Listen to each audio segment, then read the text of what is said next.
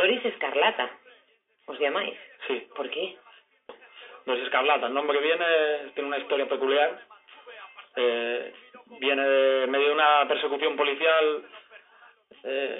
Nos pensamos que ya nos conocía demasiado la policía y teníamos que cambiar de nombre. Es la historia de un hombre que cae de un edificio de 50 pisos. Para tranquilizarse mientras cae al vacío, no para de decirse: hasta ahora todo va bien. Hasta ahora todo va bien. Hasta ahora todo va bien. Hasta ahora todo va bien. Hasta ahora todo va bien.